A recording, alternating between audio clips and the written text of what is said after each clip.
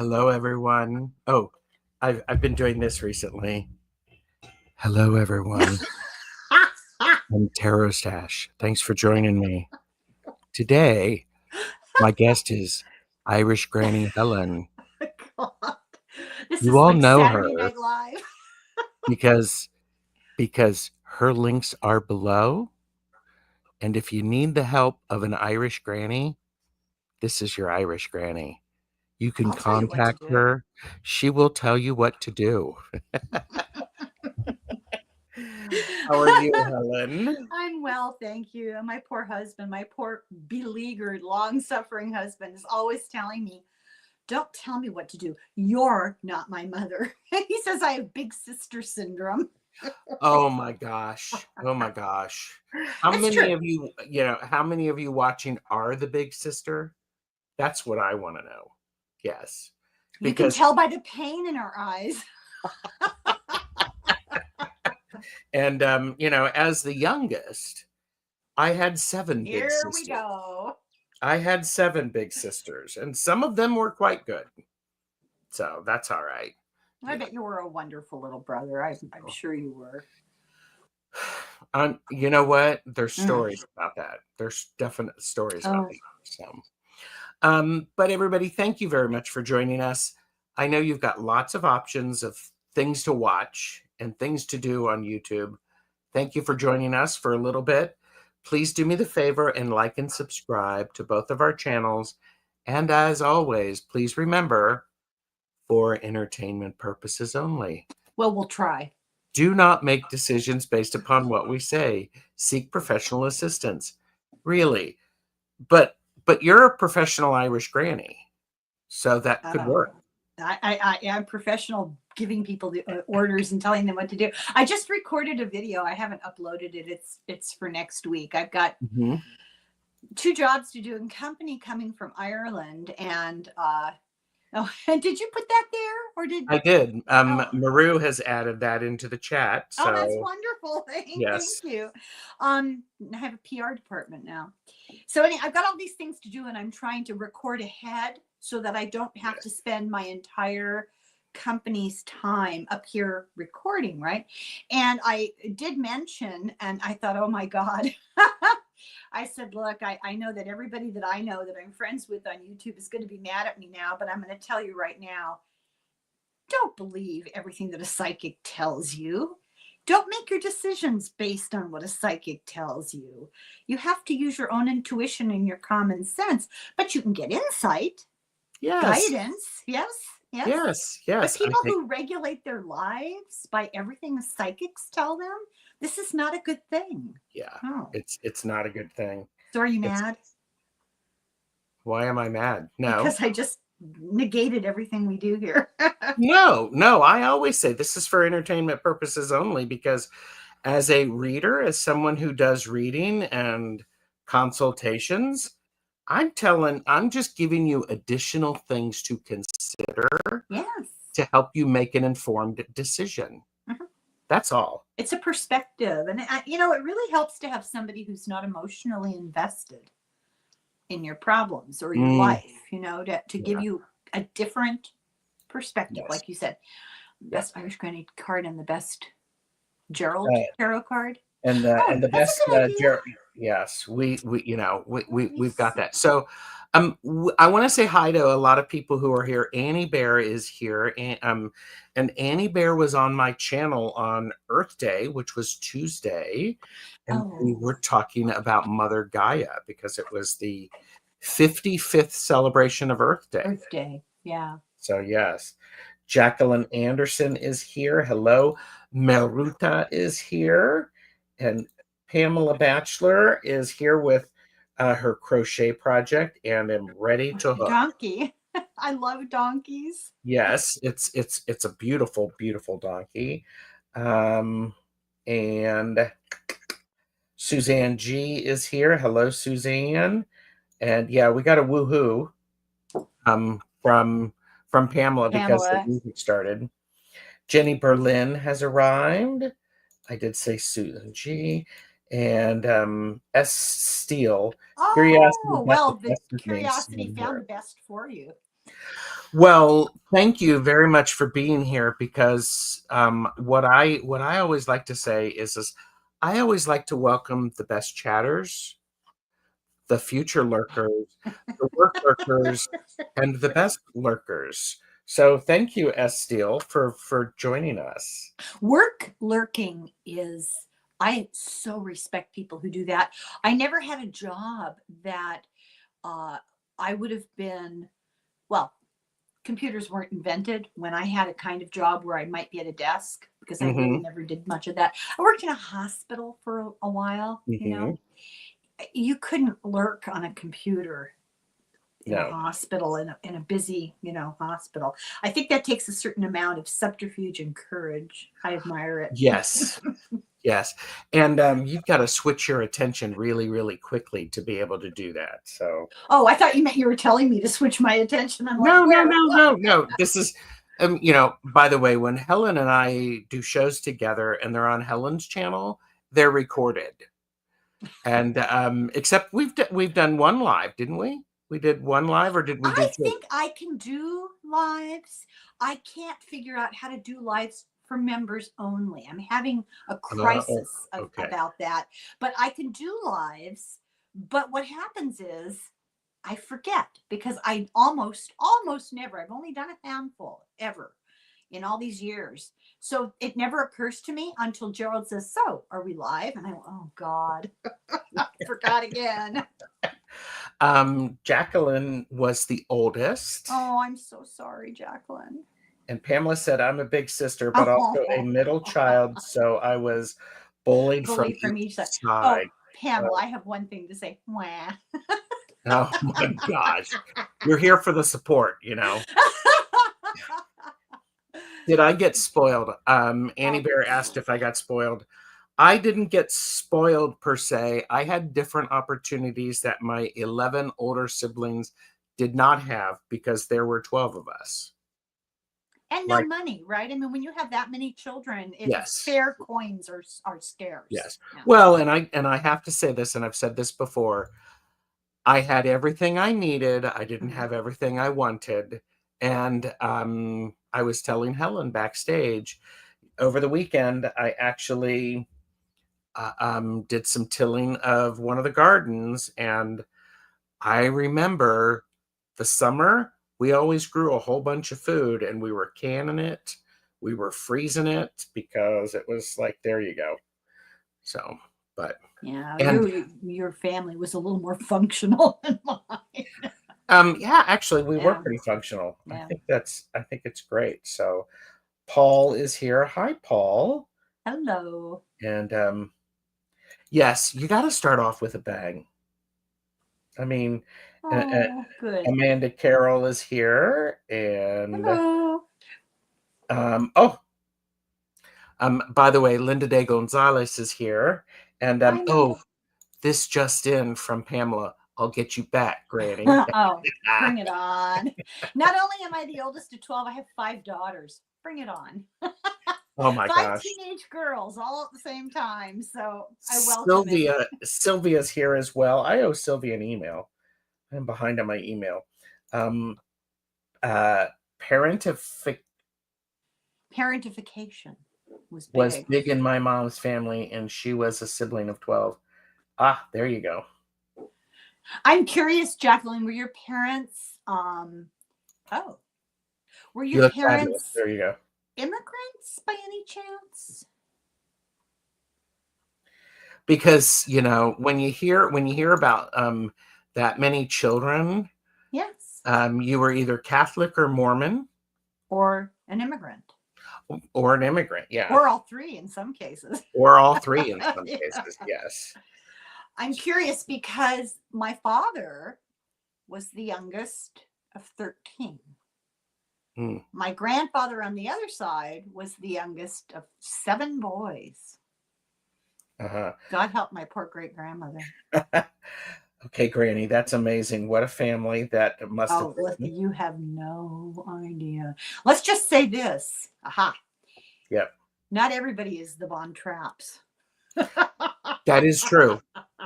Not everyone is the Von Trapps. And Jacqueline said my mom had 5 of us.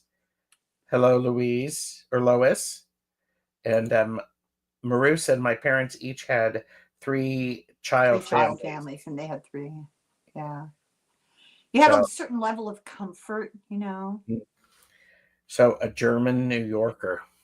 There's a real connection to cultural roots and family and neighborhood ties on the East Coast that you don't see Mhm. quite as much, I think, on the Yeah. West Coast. So I'm not surprised. Yeah. So we're knitting today. Oh, I forgot all about that. That's I thought we okay. were here to And chat. well, we're So, chatting, we're knitting and chatting, and I am working on a basically it's just a oh, garter stitch. It's going to be a hat. So beautiful. I started to do several stitches. I still have the socks to work on, so I have not forgotten those. Those are Well, sitting. you're waiting for me to catch up, and I had to set that aside. I finished one sock completely. Yes, you did show that off. I started another one, but I'm making a gift for my grandson who's Uh-huh. 6. And there's a backstory to this, as there always is. He has an older sister who's a few years older. And a while back, I knit her a poncho out of the most beautiful primary colored rainbow yarn. It's just beautiful. She didn't really like it. She's, sensitive. So he comes along, he's born, and as soon as he could walk and talk, he gloms on to this poncho that was too big on him to start with. And he wore it all the time. It was like his uniform. Yeah. And, let's just say, gender expectations for a boy to turn up at school every single day in the same oversized rainbow poncho, you know, proud, so proud to wear it that I'm making him a poncho. He grew out of it. I'm making him a poncho for his birthday, which is coming up.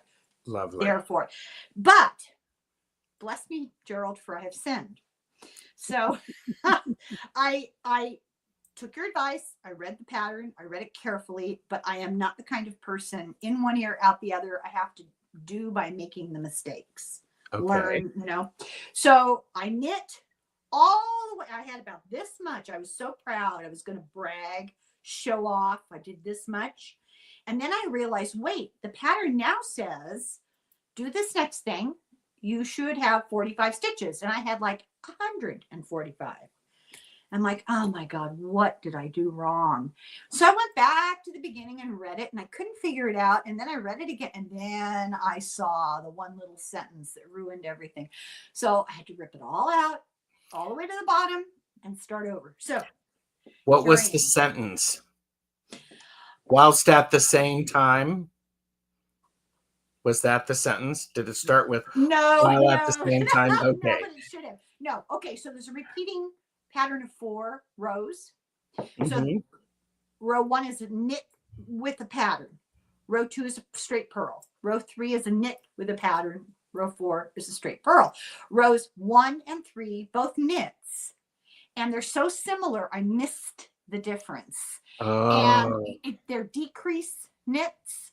And when you decrease 2 on either side of this, Hmm.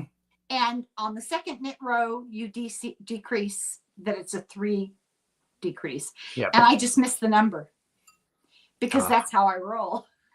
So yep. I had to rip it all out and start again. But isn't that beautiful? I'm so proud. I wonder if this would fit him, if I could just get away with like a little cowl. It could be a collar. So yes. Yeah, yeah. And Paul Freed said I tried that years ago with mom, and it got on my nerves. The Well, knitting? I think the knitting, yeah. Well, it's not for everybody. It's Everybody not. has their strength, their creative thing, but like you don't want to get me anywhere near your clay wheel. Oh yeah. Yeah, Yes. yeah. Yeah. I can't do throwing.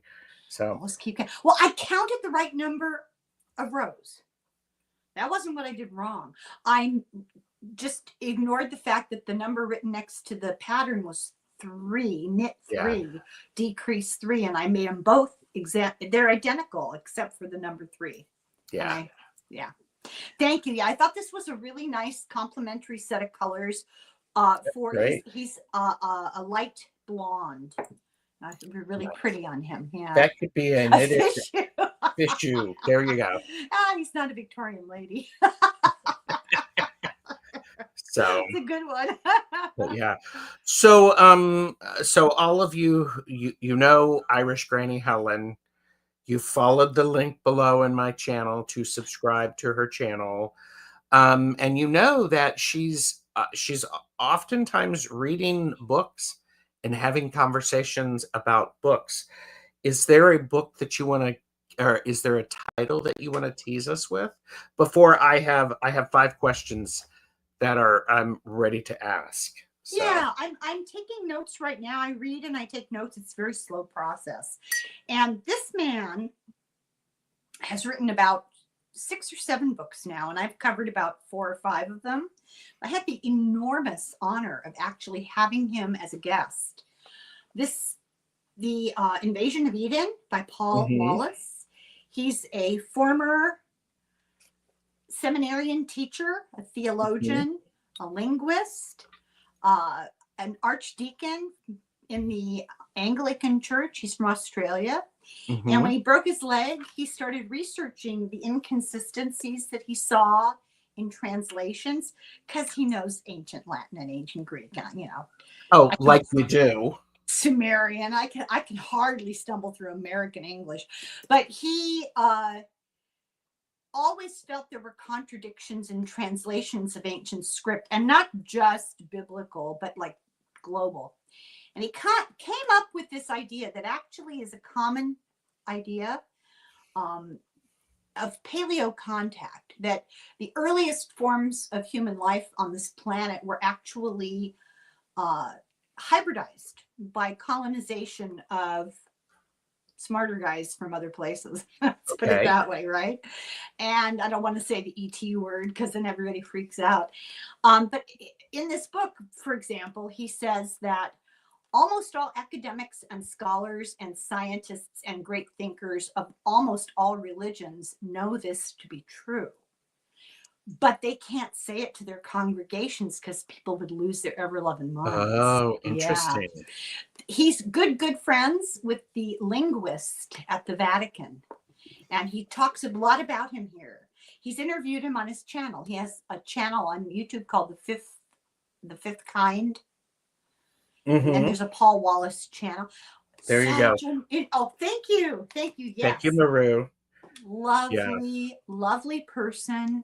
Fascinating books. Just a great channel. Good. He's good friends with Eric von Daniken. Oh. Yeah. Okay, I'm just writing Paul Wallace down. Well, you can just listen to him on my channel. Oh, yes. Oh, my goodness. Yeah. Because he was a guest on your channel. I love that. Yeah. I love that. Well, and it's interesting you should say that, you know, that idea of the translation is really important. That's something that I have been exploring, and coming up soon, I'm going to be having a back and forth with my friend Jamie. We're going to be talking about Bibles. Oh, that'll be interesting. Comparing. Don't run away, everybody, and all that stuff. It's a fascinating thing. And so I think, but there you go. Ooh, Gnostic Bibles. The Gnostic Gospels. Yeah, to add Gnostic Gospels, yes. Yeah. So that'll be interesting. So which Bibles, which versions are you discussing? Well, we're talking about why we're looking at it. What has brought us to this point that we're looking at different versions of the Bible? So I was raised Catholic, so I didn't read the Bible. The Bible was read to me.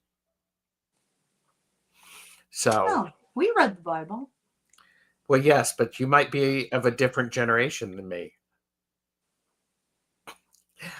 It's the youngest. I said that.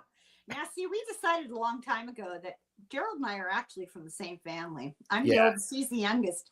We just didn't run into each other in the crowd. Yes, we didn't.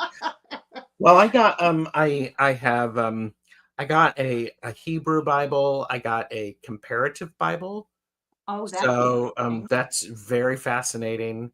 And I've got another version that is coming that Jamie already has, but it's fascinating because it's like fairy tales and folk tales. The translation matters. Yeah. Yeah. And Well, that's his premise, is that mhm, when you look at the history, well, it's interesting. These things sort of present themselves in logical order to me. And mhm, I'm looking at the Gnostic Gospels. I'm finishing that book this weekend. And her whole thing, which the book was written in the 70s, mhm, based on archaeological discoveries of texts that were censored, condemned, and destroyed. yes, mhm, And it's all about how the early church had a couple of councils and sat around and voted on what they were going to believe. mhm, And then anything yep, that didn't go along with that, they destroyed. yeah, So, reintroducing these ancient scriptures changes the story pretty dramatically. It's yes, it really does, interesting. yeah. And Thank one you. of the best mods has actually found the link Yeah, to thank you. all Yeah. on your channel, and Linda has said, just sub to his channel. It looks fascinating. More rabbit holes. Yay. Yeah. Just what you need, something else to look at. Yeah. I know. Oh, I well, know. yeah. I Totally. know. It's a struggle. Yeah. I Totally. know. So Yeah. it's been kind of fun to do a little bit of research and to look at introductions of them. Haven't started any formal study or anything like that. It's very much from a, I would say it's like an archaeology experiment. So, but Well, it's a casual person's look at an overview. And, really, unless you're going to be a lifetime scholar, how much do you really need to go into the yeah. weeds with a lot of this stuff? And what's important is to know the skeleton of the belief system. Mhm. But if you're going to embrace that, you need to know from whence it came. That's the Well, problem. it would be nice to know from whence it came. You don't have to know it, but none of this blind faith stuff, people. I believe you have to know it. I believe it's really Mhm. important if you're going to espouse a belief system, you have to understand what you're talking about because these can be matters of life and death. Yeah. They get turned into political issues, Mhm. and I think it's important to know what it is you're supporting. Would you vote for somebody you knew nothing about? Yeah. Yeah, you Mhm. need to know. Oh, definitely. And it's tedious. Sometimes it's just really a big gigantic yawn, or it's hard to you get I find myself going, "Oh my god, I've read 25 different things as resources, and the ones that don't copy each other word for word are contradictory. Mhm. So now what?" Yeah. Yes. Yeah. Yeah. And Maru has said it's important to learn the roots. I Yeah. agree. Well, this is what Paul Wallace does because ultimately he's a linguist. So he takes the originals, which is often hard to do, but he gets the originals and he defines the roots of all the words that are under consideration, Mhm. Mhm. and it really changes things. I'll give you an example. I am the Lord thy God, thou shalt not have strange gods before me. Who is he talking about? Right?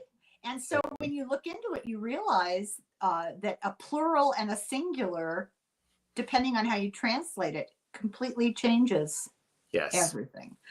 And Mhm. that's as much as I'll try to explain because I Yeah. don't know enough. Well, and it's interesting also is like in some languages there is not an equivalent in English or in Greek or That's right.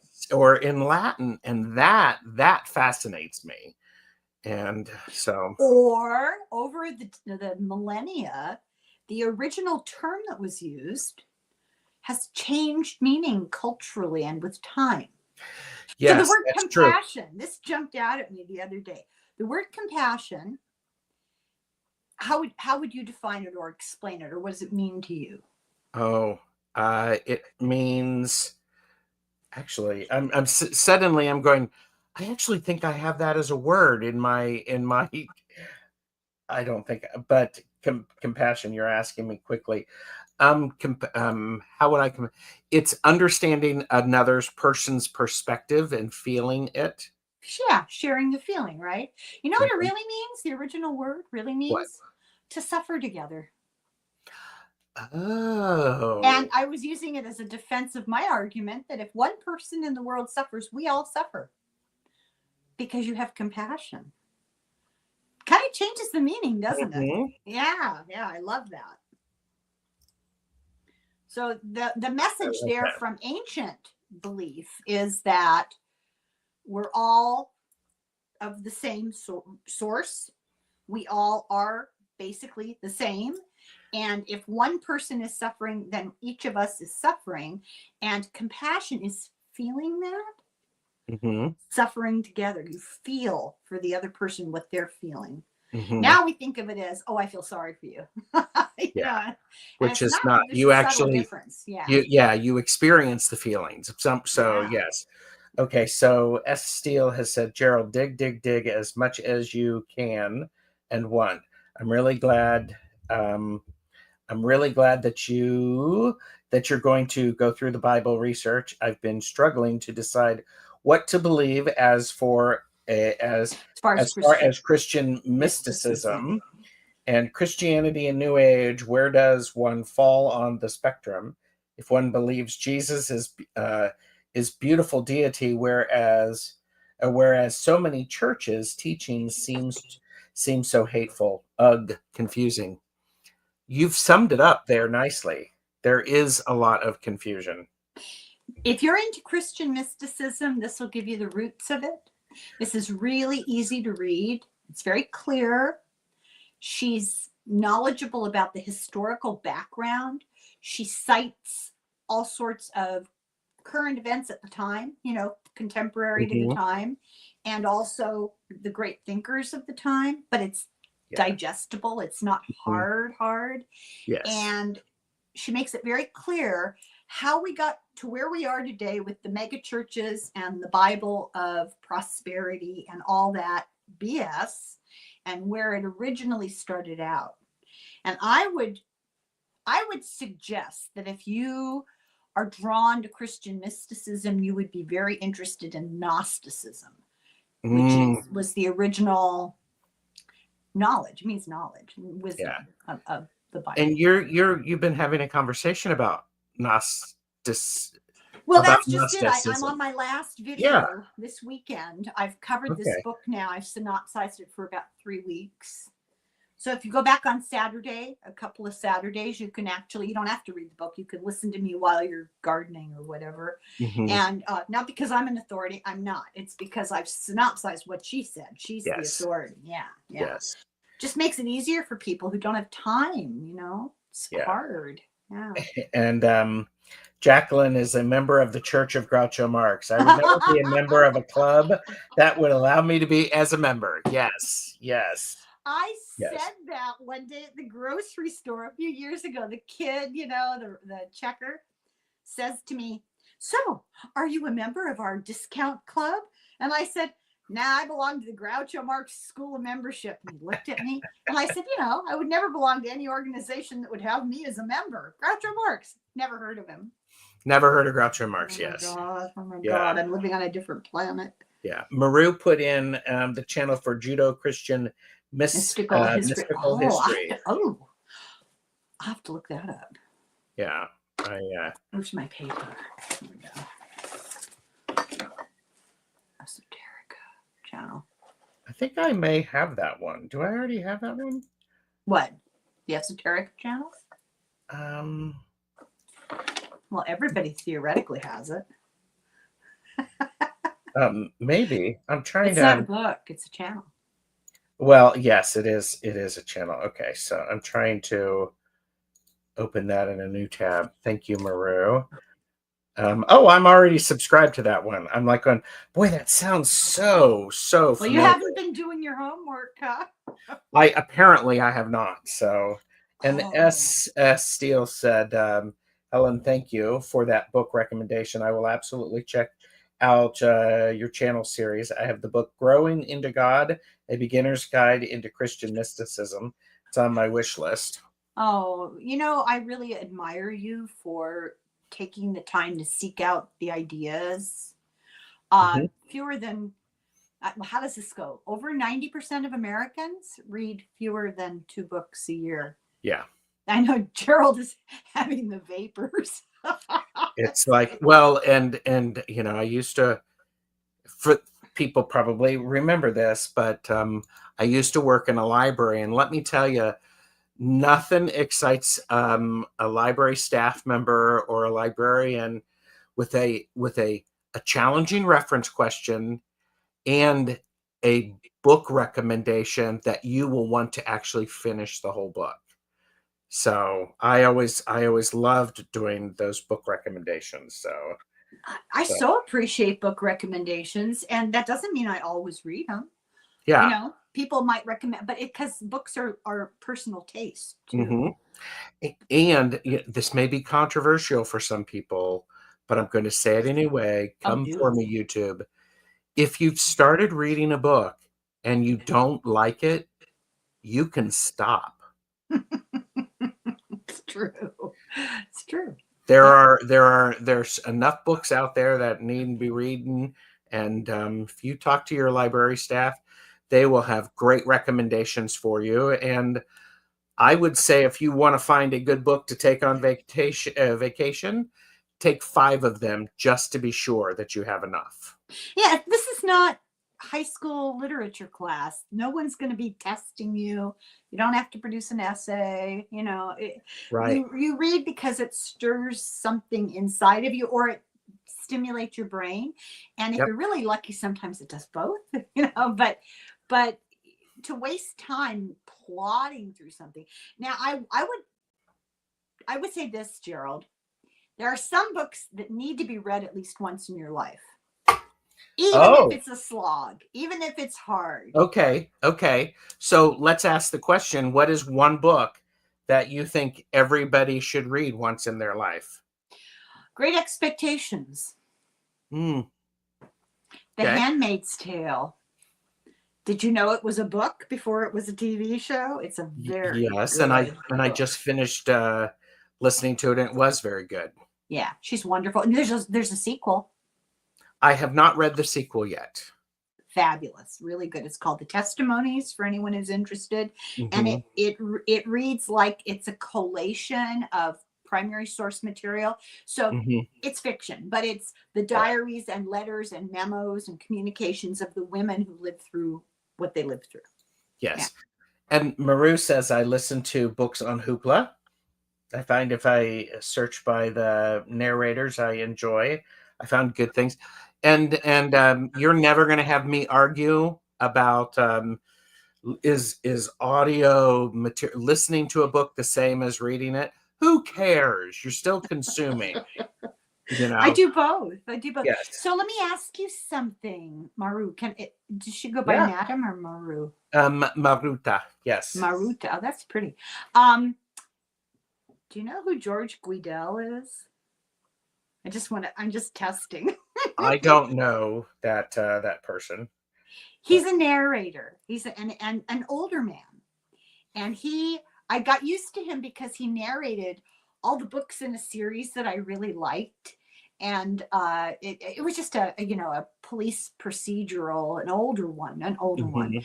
Um, and just grew fond of his voice, but he does other things too. And every time I hear his voice, I go, "Oh, good, I'm gonna like this book." So you're absolutely right. Yeah. Oh yeah, I think you're right. Absolutely.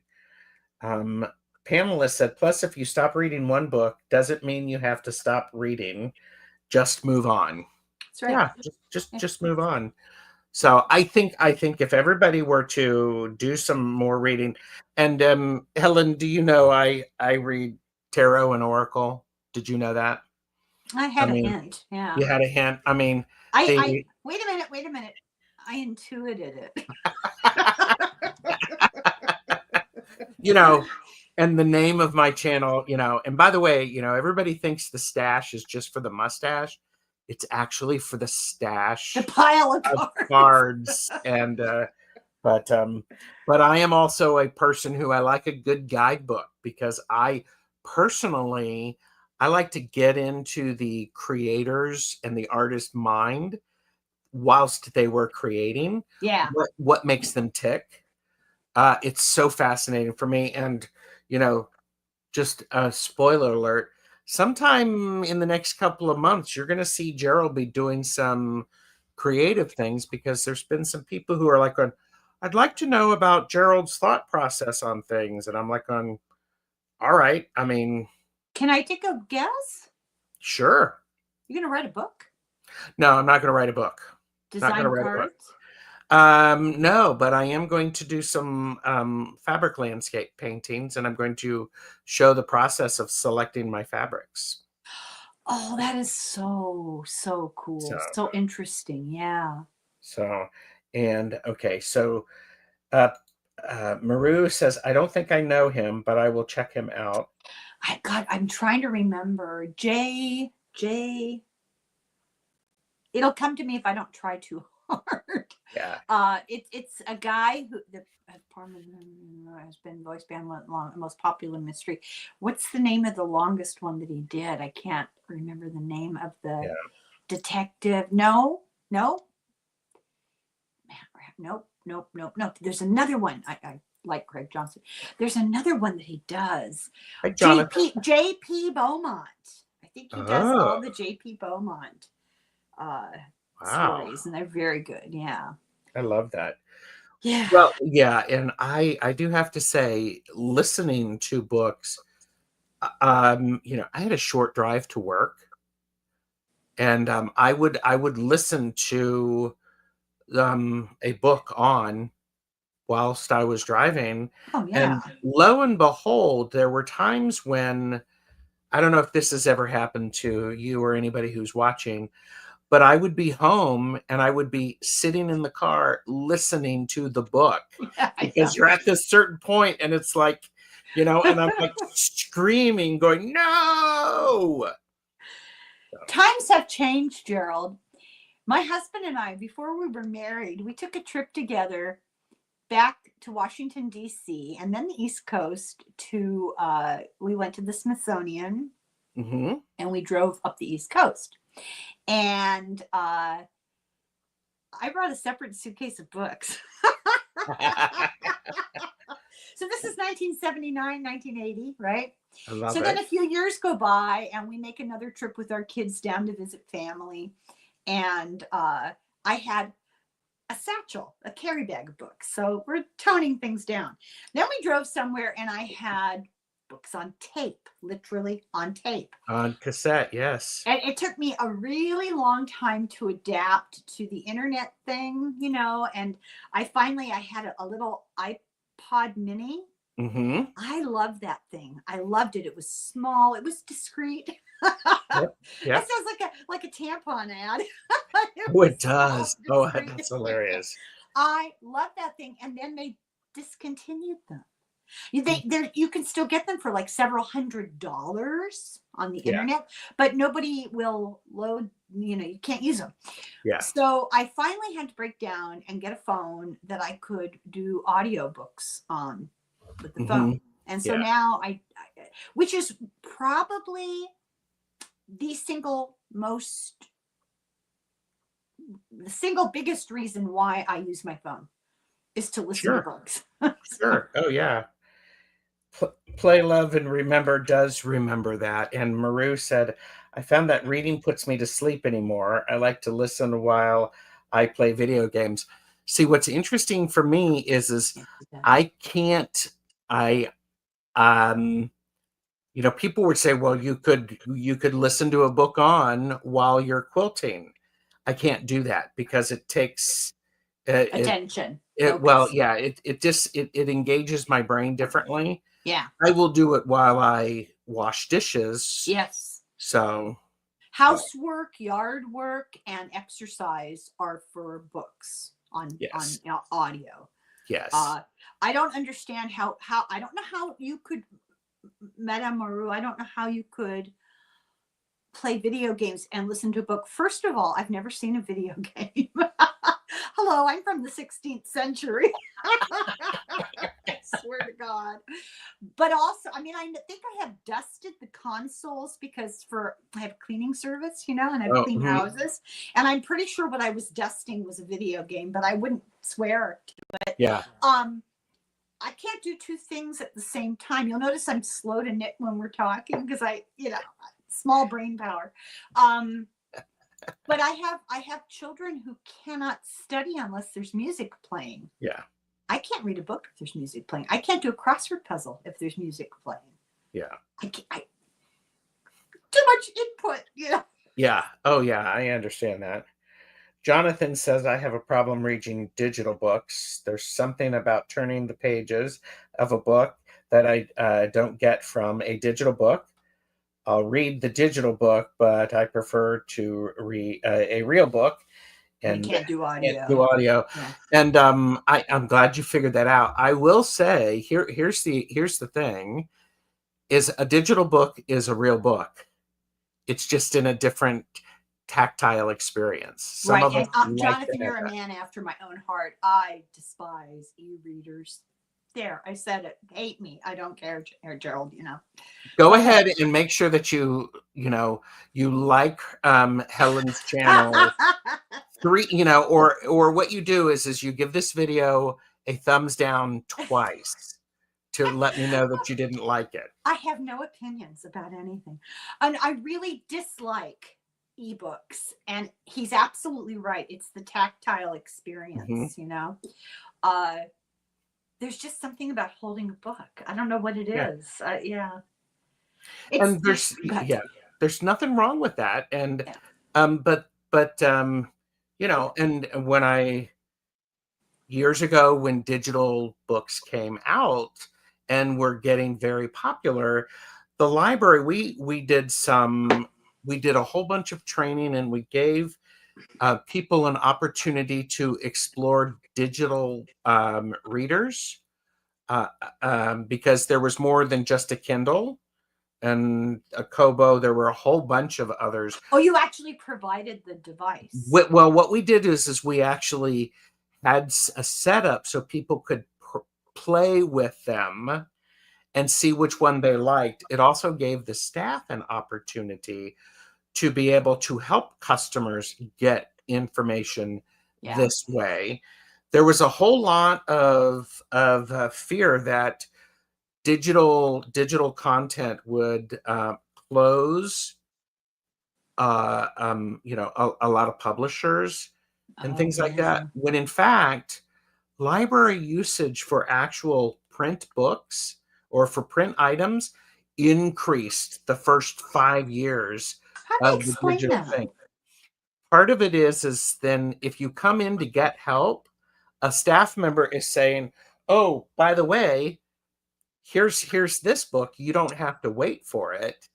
It's available. And I have to say, digital content is extremely easy. Linda de Gonzalez is not here. She's actually prepping for another show.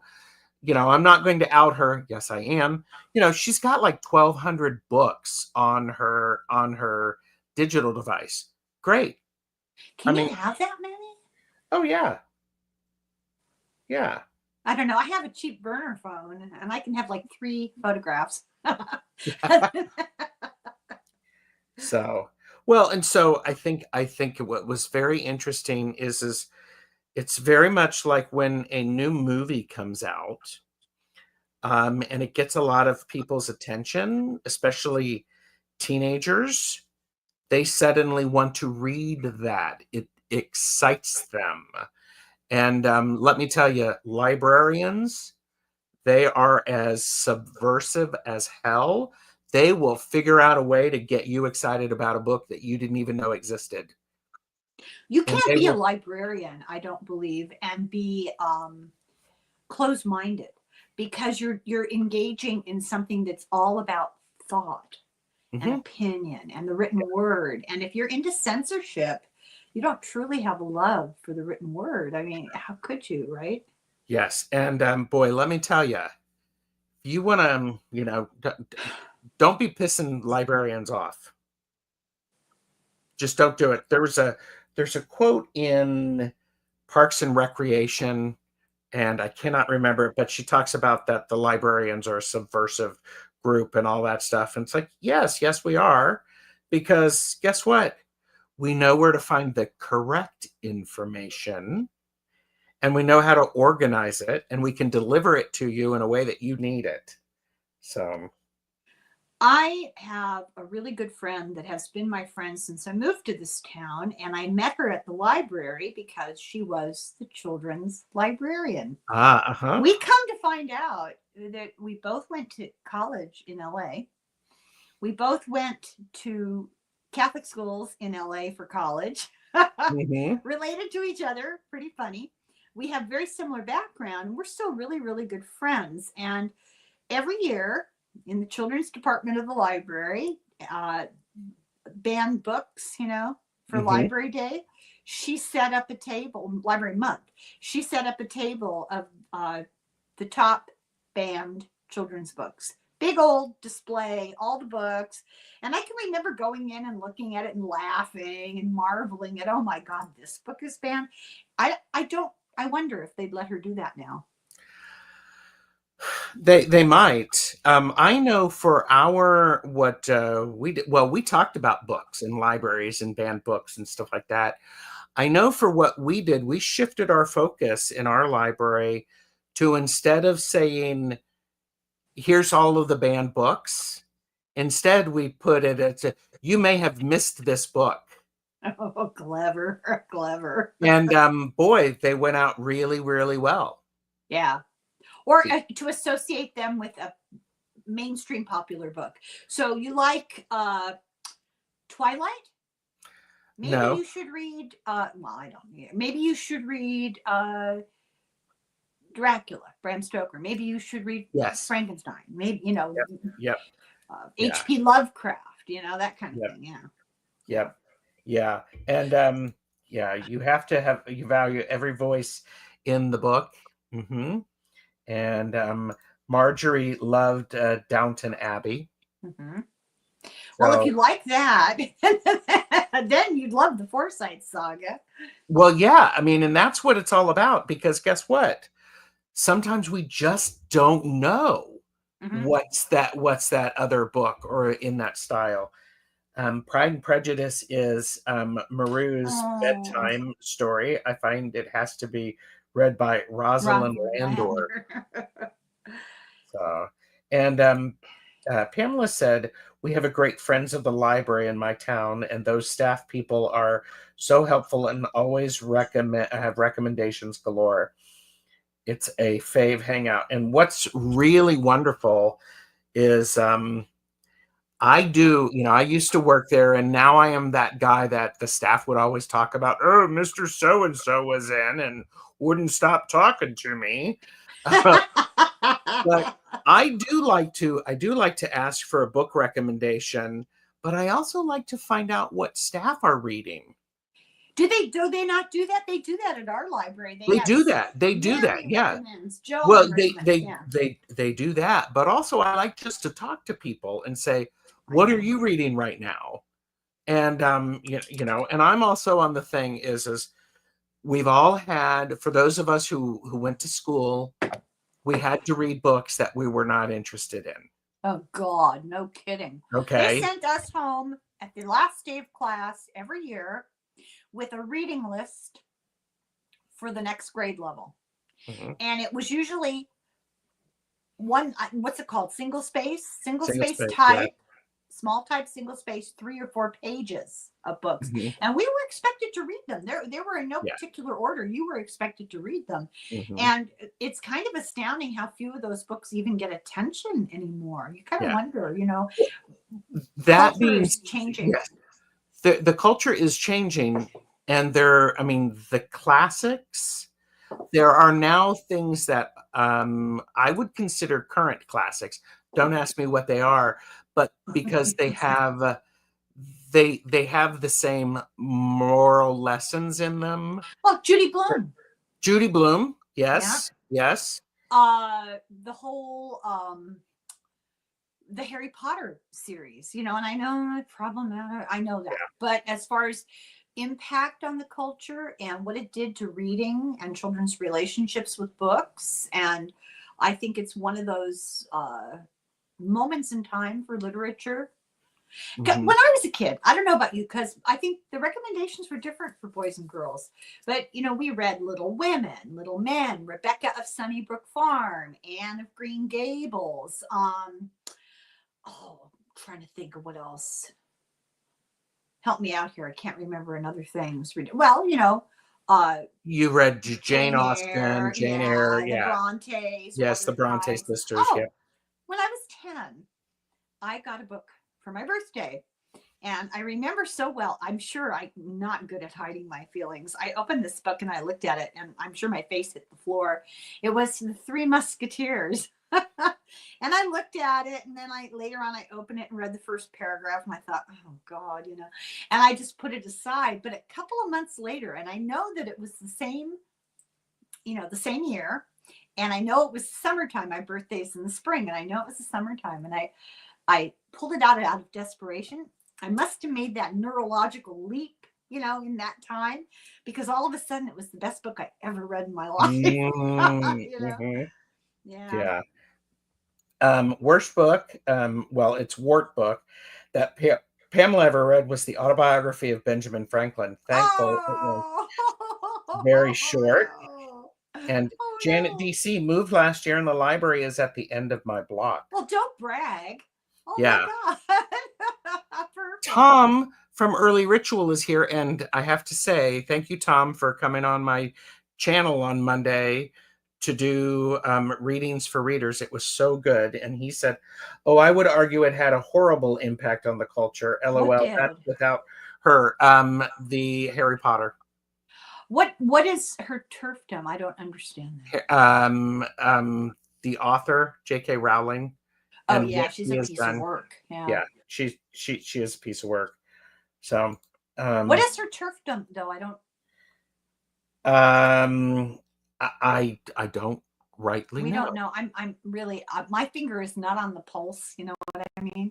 I just Oh, know I her didn't read. anti-trans stance. Her anti-trans stance. Yeah. Oh, It's like, okay. I didn't know there was a term for it. Oh, Early Ritual. I 100% agree with you. But sometimes, if you take it out of that context of the culture at the moment, it does encourage kids to do things like improve their vocabulary because of all the Latin in it. That yeah. really hit, that hit me. And I didn't read the Harry Potter books. I read the first one out loud to my children, and I was like, okay, I can't read another 20 of these. Yeah. You're on your own. But they don't read things like Robinson Crusoe and My Friend Flicka and Black Beauty and Yeah. Little Women and Little Yeah. Men. Yeah. Yeah. Those were some of Maru's favorites. Did you read Yes. Rose and Eight Yes. Cousins? Yes. So, Yes. and Pamela's favorite childhood books were Ray Bradbury Oh yeah. and Carson McCullers. McCullers, The Heart is a Lonely Hunter. Yes. Ray Bradbury was fabulous. Hi, Beth. Spatializing. Oh, that's pretty. S. Steele, my favorite book is Pope Joan. Read it 20 years ago and still haven't found one to beat it, with the exception of Bram Stoker. Who wrote Pope? That's not Pope Joan. I don't know who read John? that. Bernard Shaw. No. What am I thinking of? Oh, here you go. It stands for Trans Exclusionary Radical Feminist. Yeah. Cuckoo. Yes. Sorry. Yeah. All right. Harry Potter, and Harry Potter had a great place. And yes, it is basically the hero's journey. Yeah, that's the problem, is maybe we're too close to the time where it was written. Maybe in 30 years, out of the context of contemporary issues, you'll be able to see the book for itself. They stand alone. Mm-hmm. But you're hello. Yeah. But yeah, I 100% agree. I'm trying to be fair and take it out of that context and look at it just I understand. for the books Yes. themselves. Yes. Because the books were at a time and place where we didn't have this other information. Nancy Drew, the gateway drug to Agatha Christie. Well, see, here's the cool thing is Nancy Drew and Hardy Boys read them. You read them now, because there's nothing happier than, you know, I mean, it doesn't matter if you're a boy or a girl, go read one of them, because what you end up having is you end up having people who are having to think about things, people who are having to work together. It's really cool. They're a perfect example, Gerald. This is really funny. Um, Okay, she's hang on, you're buffering. oh, Mrs. Piggle Wiggle, Betty McDonald. Oh yeah, uh-huh. Okay, so Mrs. Piggle Wiggle and Nancy Drew. I tried to give my collection to my grandchildren, and my daughters would not let them read them because they're racist and sexist. And I laughed at them. I said, "Oh, come on." And I started to read them, and I went, "Oh, maybe." Yeah. So it just goes to show you that cultural context can be everything, right? Well, yes, and that is true, because we were talking about earlier, it's like in the translation, we have to understand the time period of which something was written. The same thing happens in artwork. In art, you have to understand what came before it, what the artwork that you're looking at was battling against, Or reacting oftentimes. against. Yes, Right, was right. reacting against, Yeah. and then what's the thing that followed it. So okay, Pope Joan is a 1996 novel by American writer Donna Woolfolk Cross. It's based on Based the on medieval medieval legend of Pope Joan. And we have a Love for Thanks. Piers Anthony series, and then Planet Pern and Anne McCaffrey's Telepathic Dragons. I don't know. And Jonathan was definitely a Nancy Nancy Drew Drew at and Hardy Hardy Boys. Boys. Yep. Thank God.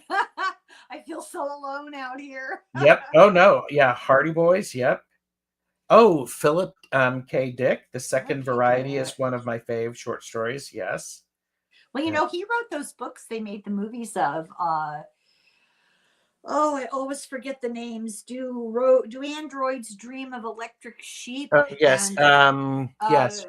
Minority Report, and the other one that Tom Cruise is also in.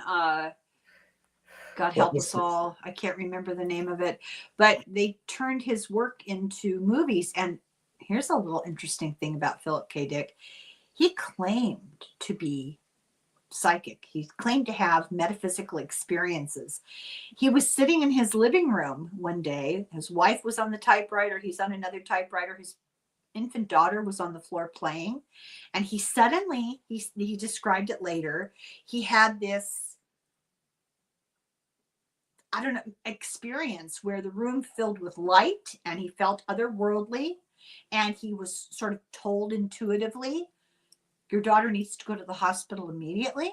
And so what his wife saw was him suddenly jump up, grab the child, and run out to the car. And by the time they got her to the hospital, she'd stopped breathing. Wow. And I don't know what was wrong with her. It's been a long time since I heard this, but he had a couple of events like that in his life where some sort of message from the beyond saved the day. Yeah. I love that. Weird? Yeah. I love that. Yeah. I love that. Sherlock Holmes was Marjorie's favorite. There was a time. Yeah. Yep. And okay. And so yeah, there are Blade Runner. Thank you. I'm trying to do There's another one. Yes, but do the Electric Sheep. Yes. That's originally it was Blade Runner. And was it Minority Report? Minority Report, and there's another one, and I want to say it starts with an R.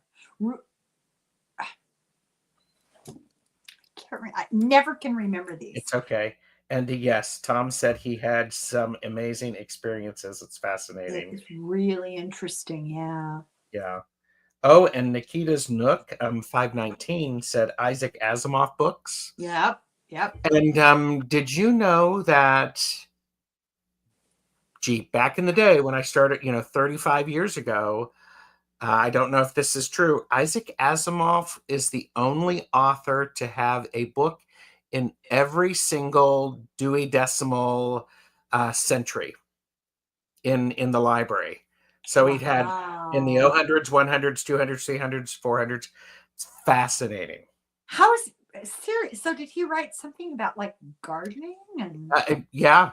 Oh, here you go. Blade Runner, Minority Total Report, Total Recall? I knew it had Recall, an R. A Yes. Scanner Darkly. Darkly, Man in Okay. High Castle, all from him. Okay. Yeah. And Prolific. I am actually currently I read to a kid's friend, and currently I'm reading Which Way Around the Galaxy, Uh-huh. and it is by Cressida Cressida. Cowell. I love that name.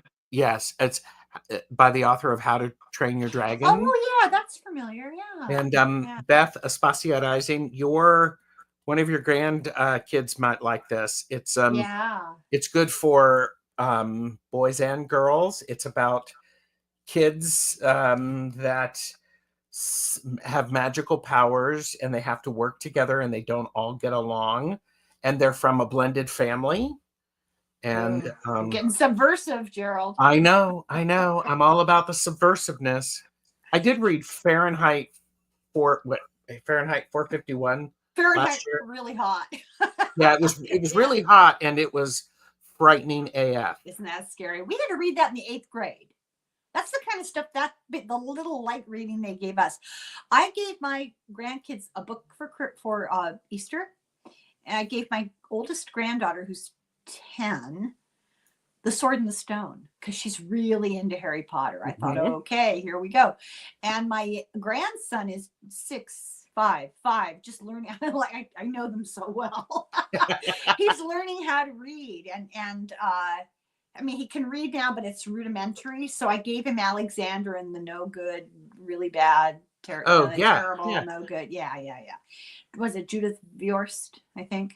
Okay. Yeah. Sounds right. And then the third one, I'm trying to remember what I gave her. I can't remember. Something about magic or witches or something. You know, she kind of I got her the best gift. This is so funny. So St. Patrick's Day, I hate the stereotypes. They drive me insane. And St. Patrick's Day is really theoretically a religious holiday. I didn't want to ignore it because all the other kids, you know.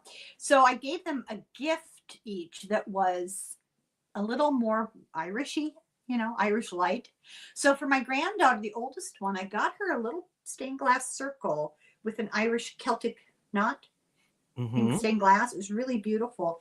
And my grandson, I got him a thing on a black thong, you know, to wear around his neck. It's a coin, a silver Irish coin. Oh, yeah. And he opened it up apparently, and he said, "A medal."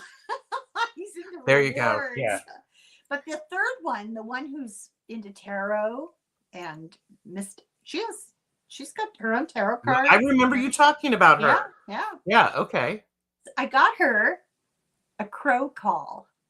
It's a thing, a wooden handmade thing. You blow into it and it calls the crows because they have crows around their house. I love it. And I was thinking, oh, I don't know how she's going to like that. Apparently it was a gigantic hit. And then my daughter told her, well, you know, this says it can only be used at a certain time of the day at a certain place. Yeah. Well, and it is one of those things that crows are extremely intelligent, and if you call the crows, they're going to expect something. Yeah. So treat them kindly. Okay, we have some of the amazing chatters who are putting stuff up. So, and okay, Pamela Batchelor said, I highly recommend The House on the Cerulean Sea. Oh. I think it's considered YA. It's a beautiful story. Okay. I like that.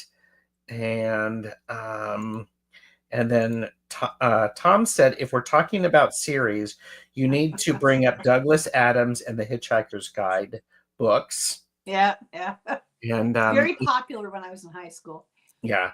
I didn't read the Hitchhiker's Guides. So, which is anyhow, that's a whole different story. That's a story for the next time. Roald Dahl. Oh, yeah. You know, and and Tom said, you know, you were going to give them a very Irish gift. Yeah. It's like a bottle of whiskey for the kids. Ah, ha, ha, ha, ha. And Mary Thornberry said, "Love books. I am reading Black Cake by Charmaine Wilkinson right now." I don't know. I've never I don't heard of know that that one. one. Yeah, I don't know that one. So, and then I recently started the um, Belgariad series by David Eddings for I my don't know son's that story either. time. Forgot how much I love that series. Well, that's good. And I love the idea of reading to your children, regardless of how old they are. I think that's great. Yeah. I think parents do that more now than they did when I was little.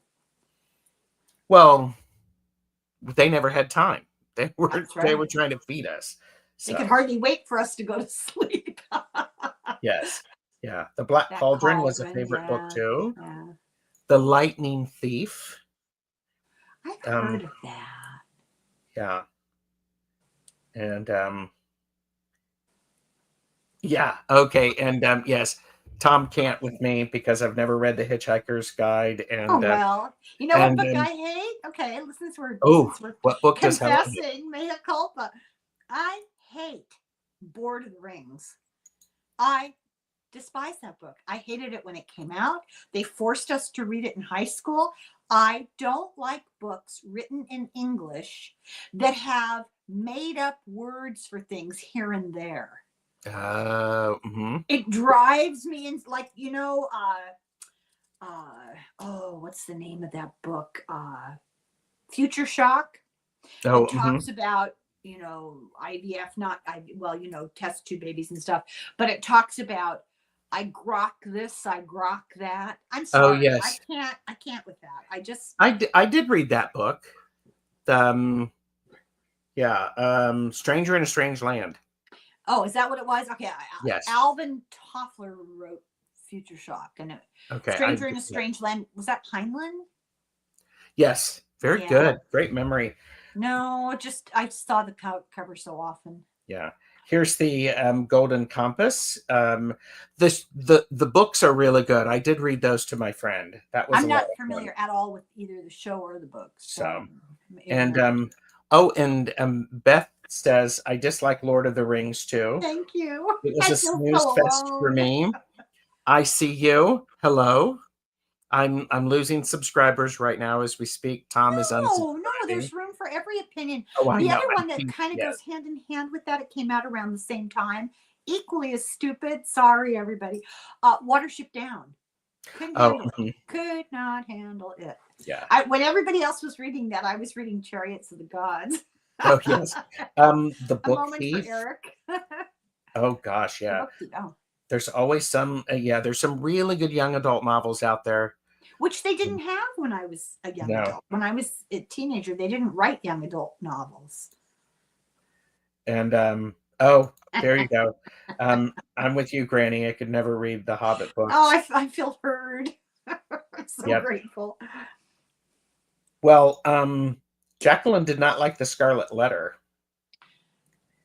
And Your teacher called you Hester? Can I call that person a dick? That is bull.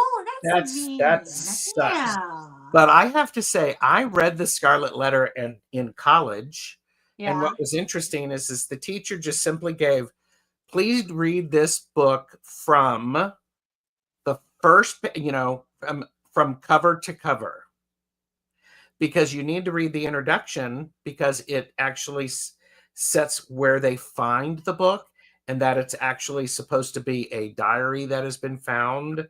And it creates a mood about it. Gives it a context, yeah. Yeah, it gives it a really good context. And context is one of those important things. Yeah. We're talking about that with artwork and translation. Yeah, and you know what else I think is important is if you're ready for it, you have to be ready for it. And it can be developmental, but it can also be your place in your life. So I'm going to give you an example of a book. It took me 3 different times before I finally appreciated it. I won't say like it because I hated the topic in general. Okay. So when I was in the 8th grade, we were forced, and I mean basically at gunpoint, forced to read Moby Dick. I hated it. In fact, my mother was a nurse. There was really very little fooling her. I held the thermometer to a light bulb so I could stay home. So you had a temperature of 130. Yes, I did. And then mercury all over the room because I didn't read it and I didn't read it. I hated it. And we had like a week and we had to hand in something. And so I stayed home and read the stupid book. Hated it. Then I went to high school. And in my junior year of high school, we did American literature. I saw it coming. I saw the writing on the wall. We were required to read Moby Dick. Hated it. Just hated it. And then years went by. And as an adult, when my children were little, I thought, maybe I'm not fair to Herman Melville. Maybe, I liked it. Hated the topic. It was painful to read the topic. Yes. But I'd finally gotten enough life experience where the old-fashioned word structure usage and stuff was no longer a gigantic obstacle, a hurdle to overcome. Yeah. And I got the point of the book. I liked it. Yeah. But you have to be open-minded about books and give them a second chance. Well, and it's, I was talking about this last night on a show with Bobby and Ramon, is sometimes it's not the right time for a book or for a deck. And sometimes either, it needs to adjust or I need to grow and adjust to have that connection. So I actually was a big fan. I read Moby Dick in college and I loved it because here's the thing. I think I may have said this to you before I've talked, but I was painting and listening to it. Because I know I said I couldn't do creative stuff, but I was painting and listening to it on audio. It was like 36 cassettes long. Okay, just saying. Hours. Yeah, yes, it was. But I also was reading it, so I was engaging a different part of my brain, and then I was reading it, reinforcing and taking notes. It was really fascinating. And you're right, the language is so. And the structure, it's so great. Okay, really so hard. Did you know that the group Moby? Are you familiar with them? Yes. Moby? That guy is actually his great whatever. He's related. Oh, yeah, I don't know, grandson, grandnephew, great. I don't know. He's related to him. Yeah, he's a descendant. Yeah. So more of the best chatters have left good comments. Mary loved Moby Dick. Ronan Boyle and the Bridge of Riddles. I've never heard that. So excellent stories. And Pamela took an American literature one summer in college, and it was the best reading list. That's how I spent my summers as a kid. Yes. And the Book Thief got another heads up from Janet. Yeah. And of course, Maru is correct. There were very few forced reads that I enjoyed.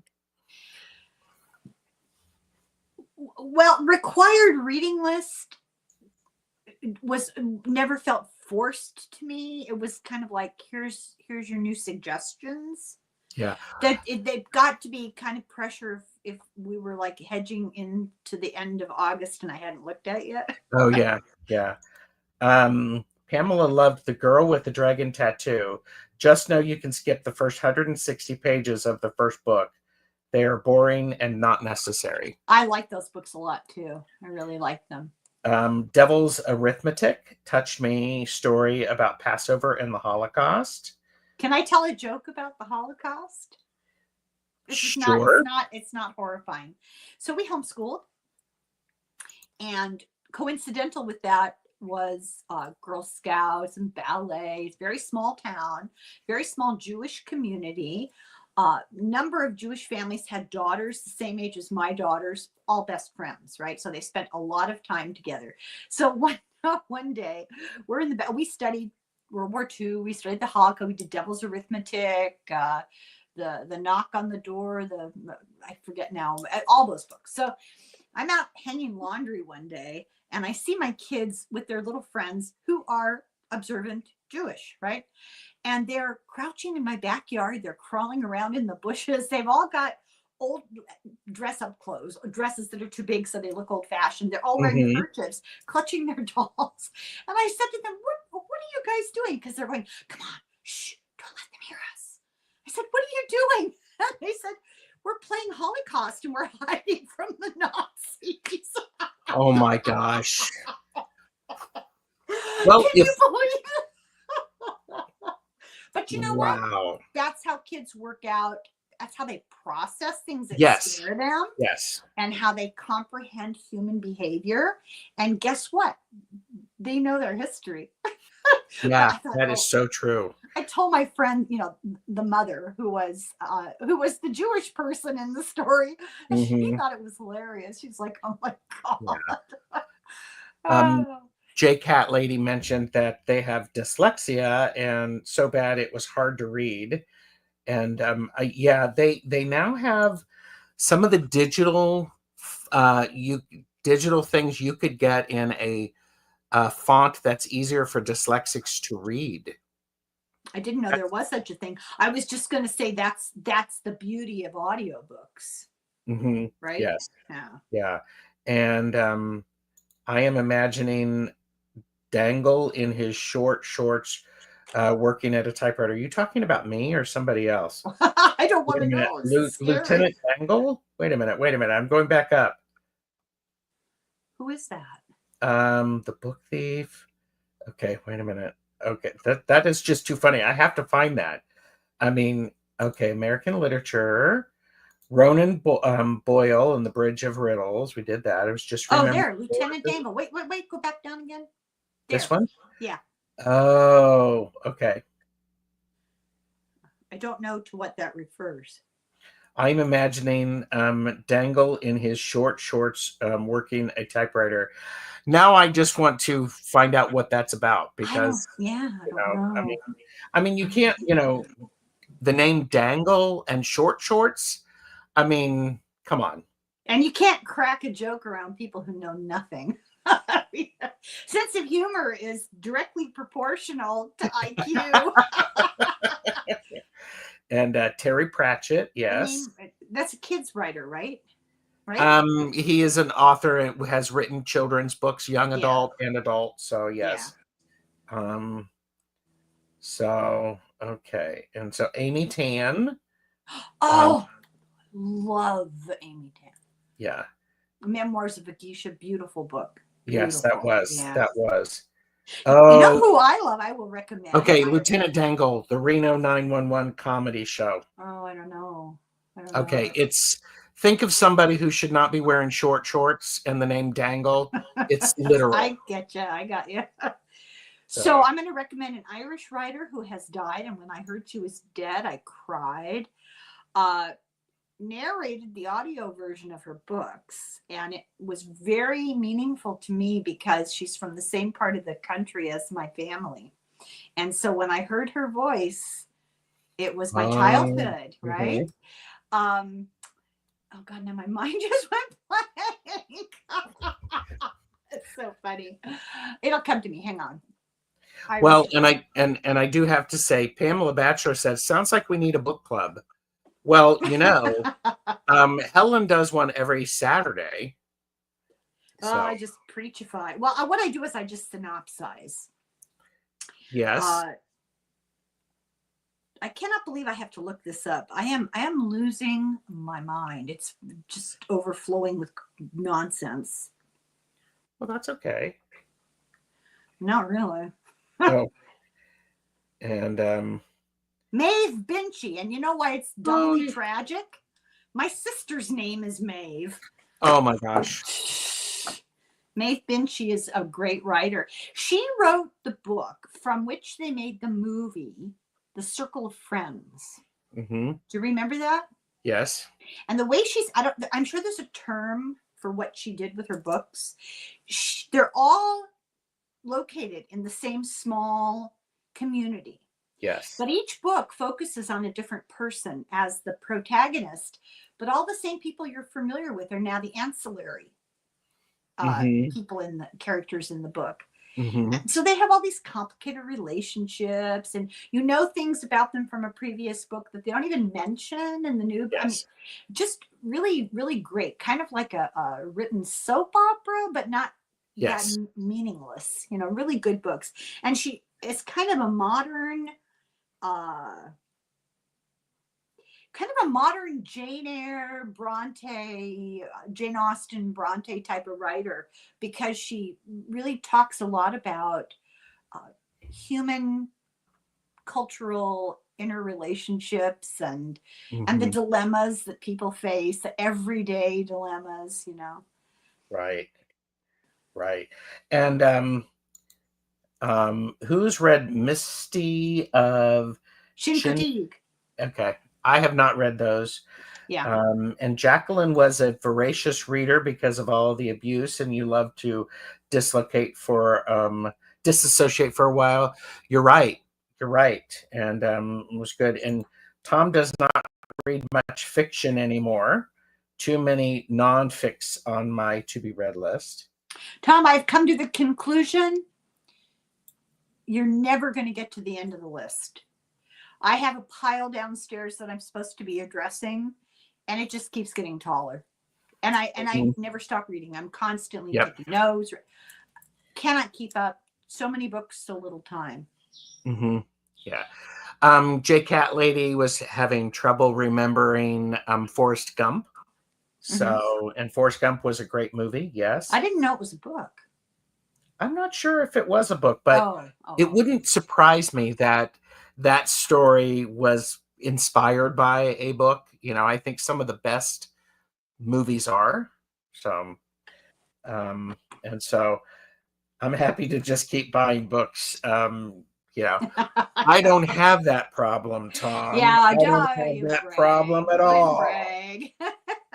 So, yeah. I'm getting of an age where my kids, with tears in their eyes, beg me with quavering voice, Mom, you've got to get rid of some of these books. And they're all readers. They just, Oh, you just and can't. and Tom is calling me out like real books, Gerald. Real books. Oh, no fooling him. No fooling him. So, there's a Japanese word for having books all around, read and unread, just to always have them around us. Yeah, I think it's addiction.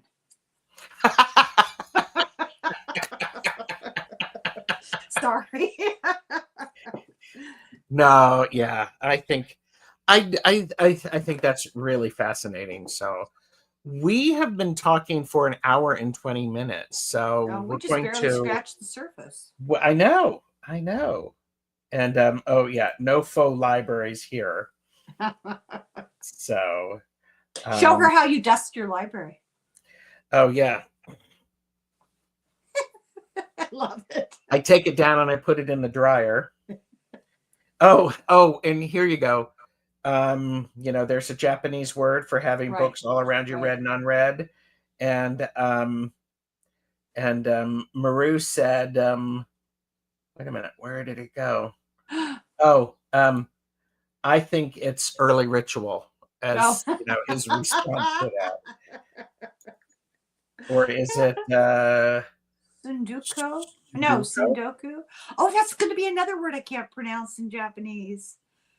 My husband does those puzzles every single day for years, and I still don't know how to pronounce it. I get the vowels backwards all the time. Oh, Is it Sudoku?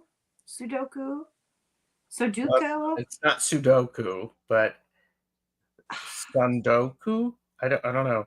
Oh, here you go. And Forrest Gump, 1986, Winston Groom. Oh, it is a book. Oh, I didn't know that. Huh. So, Thank you.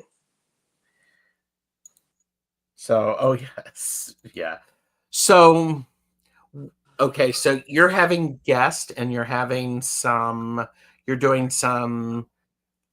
filling of the well and releasing videos so that you don't have to leave your guests.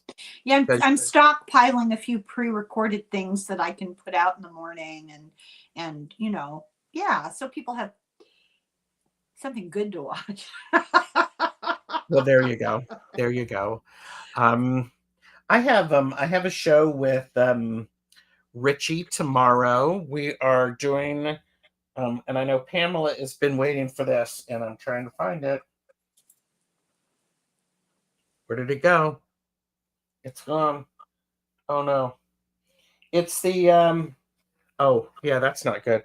We're doing a deck casual about the Wildwood Tarot. So and seriously, I can't find it. Oh well. Okay. We're doing that, and then I have a yes or no readings with Hershey and Thomas. And then I'm having another creativity conversation about the word creagus with Tanis and Jennifer. It's a word they came up with. Creagus. A word what? A word Creagus. The word creagus. They made this up. Oh, made up. Okay. They made it up, and it's part of Yeah. the creativity conversation. So Yeah. that's fun. Excellent. So, and Tom is like, and I think it'll be Gerald's 20th show this week. It won't be. It will only be. It'll only be my 10th show. So. And we're only on Wednesday. No, today's Thursday. Today's Thursday. Actually, that'll be my 9th show, but and so yes, creatively courageous. Yes. Helen doesn't make up words, Gerald, remember? Oh, yes, that's true. You don't like make up words. And that's so true. Good memory. oh, here you go. Yeah. I would like to recommend something because this blew my mind. Yes. And if you don't want to watch me, you can just look this up because that's what I did. It's called The Prophecy of the Popes. Oh, okay. This guy in the 12th century, weird congruence of facts. I have a brother whose middle name is Malachi. Mm-hmm. And I always wondered, where did my Irish parents get that name? Apparently, it's very popular in Ireland because the first real Irish saint, Patrick doesn't count. He wasn't Irish. The first native-born Irish saint was Saint Malachi. And he was known, well, from my father's hometown. He was the Bishop of Armagh. And he's known for these prophecies that he made. But he wasn't known during his own time because the church put them under lock and key and wouldn't let anybody know about them. And somebody stumbled on them, probably dusting the Vatican archives, stumbled on them in the 1500s. So this is the prophecy of the Pope, starting with his own day, which was sometime in the 1100s. He predicted who would be Pope, and he predicted it all the way to the last Pope.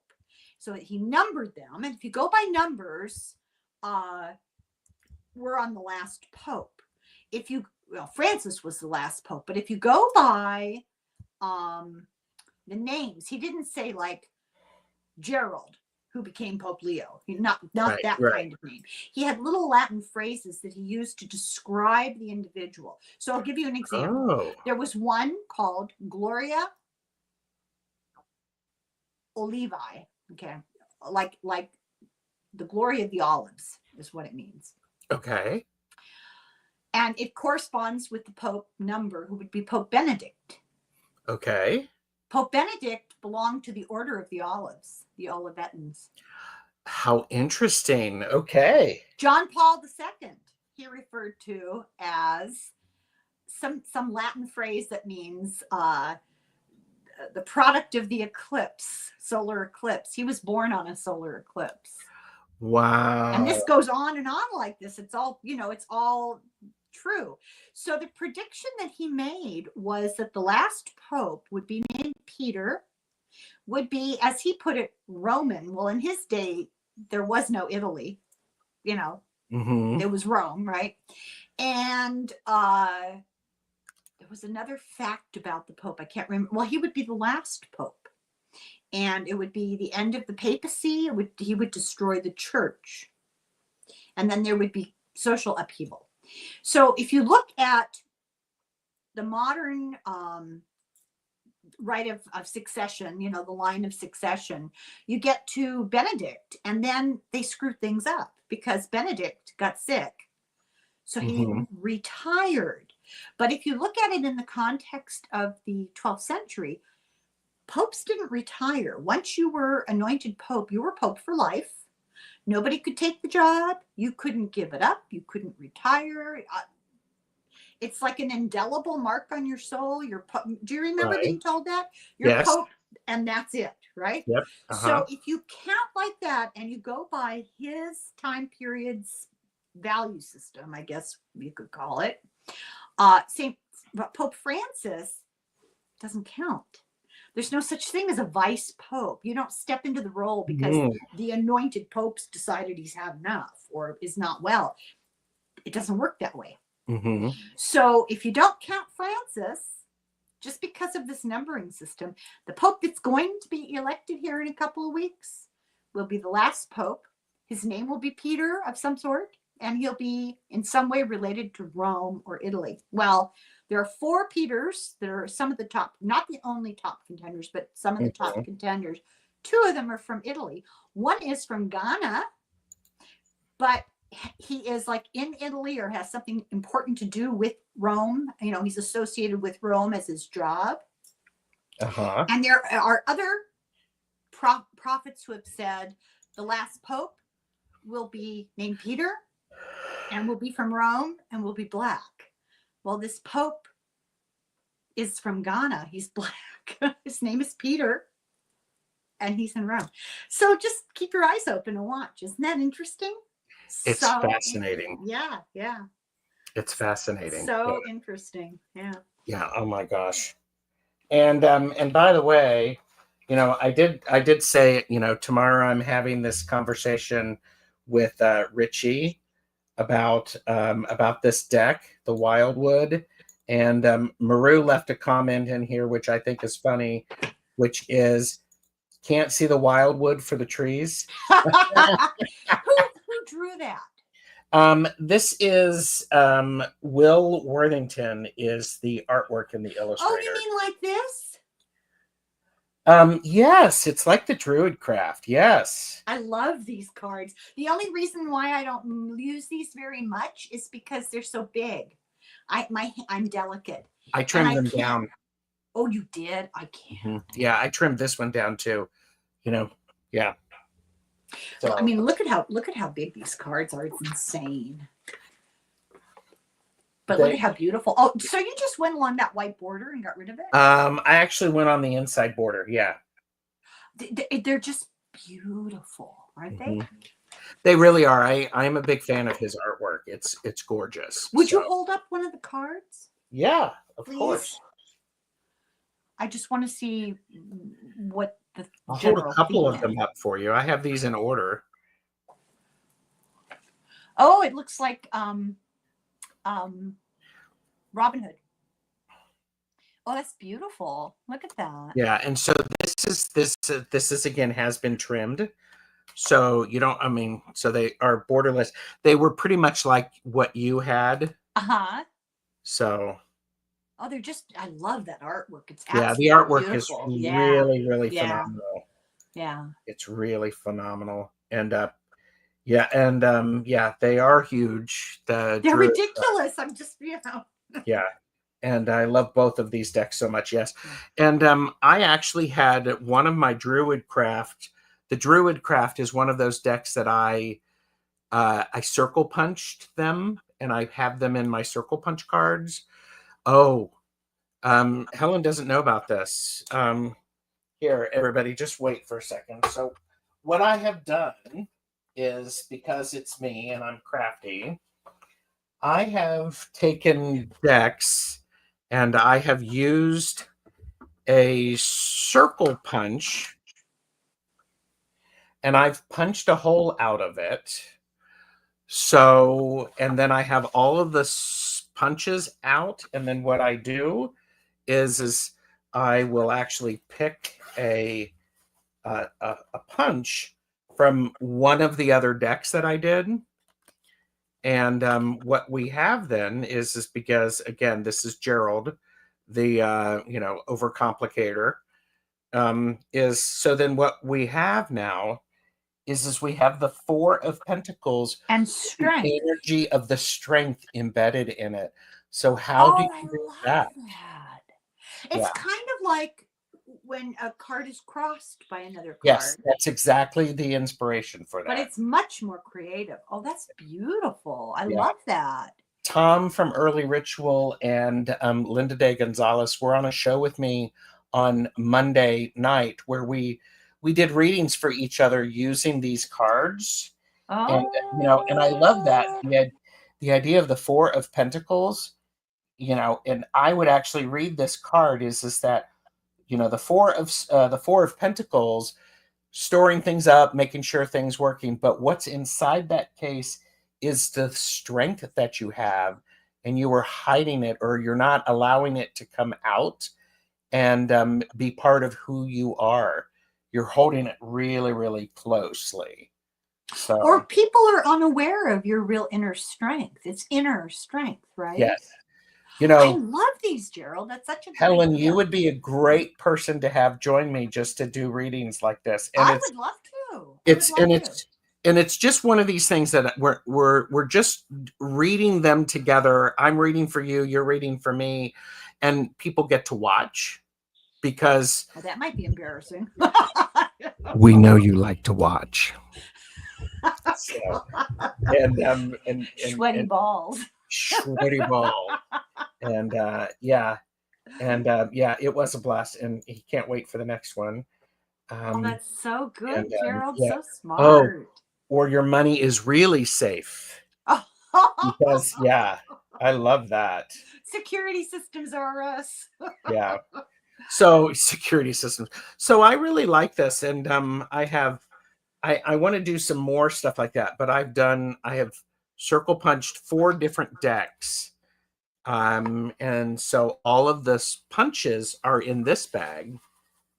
So, this is, and what's interesting is you can also link together the punches. Oh, and these are all the same punches. So we have, what number is that? Why can I not see that? Age. Well, I can't see that one. I'm showing my age, showing my vision. So like this, we have, this is interesting. Oh, this actually works pretty nicely. If we put these 3 together, we have the star. Okay. We have the 2 of wands. Okay. And the base, we have the 2 of cups. So what is that message? And I would say you really need to have this partnership with the people who support you and understand you to help you be inspired, because when you are inspired, you get that illumination and that light and that enlightenment from the star. Yeah. And conversely, the understanding that you need other people. Yes. And to take action on the things that matter is enlightenment. Damn, she's good, isn't she? Oh. You're good at that. And but you're right. And this is also one of those things, and I do find it interesting. There are 2 2s there. I know. So it's like, all about choices, Gerald. It is all about choices, and it's also about 2 2s makes it a 4. Right. And having choices and having friends and people at the base of it helps to give you a stronger foundation. Yeah. Yep. All you need is love. Somebody said that once. I don't know. Have I heard that? It's not, yeah. And here you go. Looks like the big O to me. Hey, you're not wrong. I went to girls' school. I went to a Catholic girls' school. We don't know about that. Oh, there you go. And this just in from Tom. I think Helen just signed her up for the next readings for readers. I mean, we could certainly do that. But these are something that I enjoy, this idea of let's put these things together in new and exciting ways. And I have a friend who's giving me some more decks. And I actually have some other things that I'm going to do with those. Oh, that's so cool. And I'll tell you. I'll tell you. Okay, I'll keep my. So Which is, my little zipper's rusty because hardly are my lips ever not flapping. Well, I'm actually really good at keeping secrets because I'm an 18-9. I am a moon hermit. I can put things into boxes. What is an 18-9? If you do the birth numerology, you take your birthday and you add it up. So and then you total those numbers up, you get to 2-digit number. So if it's 22 or lower, you relate it to a tarot card. It's a life path card. And hi, Mama Sushi. What if it's higher? That you reduce it down.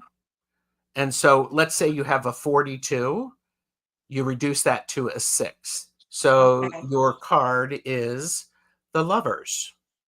Oh. And so mine reduces to an 18, and then you reduce it down to a single digit. Nice. So it's an 18-9. So, and and Pamela is a 17-8. So she is a star strength. Show off. It's fascinating. It's fascinating. And that's a Mary Kay Greer idea of the idea of tarot for yourself is the name of that book where she does that. So did you recommend this book to me? Yes. Still on the pile.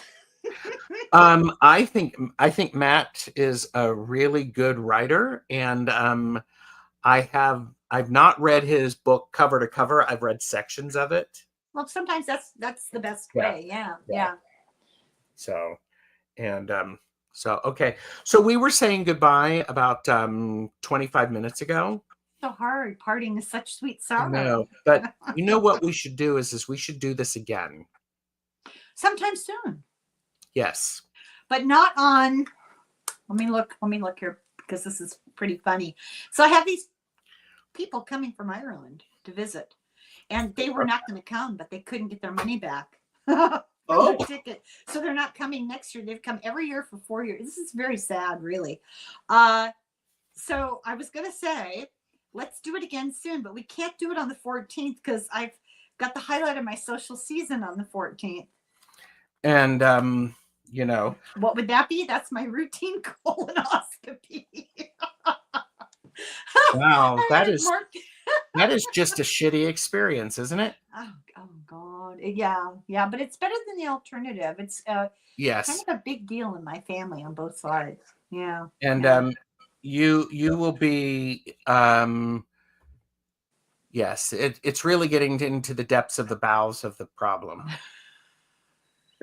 It's where you lose little pieces of your frontal lobe through your nether regions. It's so but actually, you know, here, let's be really serious. I am glad you're doing this because it's uncomfortable. However, it can save your life. Oh, guess what? Every single time I've done it, I've had suspicious polyps. It runs in the family. It's a bad thing. So it's one of those, I'm not a big proponent of medical procedures and stuff. I tend to be, you know, leave well enough alone. Yes. But this is one thing where I watched my mother go in a very drawn out, painful way, and I don't want to go through that. So I'm grateful, enormously grateful. Yeah. And I would recommend everybody do it. It's not that bad. You know, it's probably good for 1 or 2 pounds. That in and of itself. Exactly. Clean as a whistle. I don't know. I wouldn't want to blow into that whistle. Oh my gosh. So everybody, thank you very much for being here. It's been great having you. If you've come over and watched this from the amazing Irish Granny Helen, thank you very much. Leave a comment. If you've gone over to Irish Granny Helen's channel from Tarot Stash, thank you, because she's pretty cool. And people always are so happy to see you. They are happy to see you as well. Thank God, a break from her. Oh well. So we will see you again soon. Everyone, please in a world where you could be anything, be kind. Oh, that's so nice. Thank you, Gerald. Thank you. I'm eternally grateful for your invitation. I love this so much. You have fabulous subscribers. Oh my I God. do. I do. And we're going to schedule it again. So, Yes. So all right. thank you, Bye. everybody.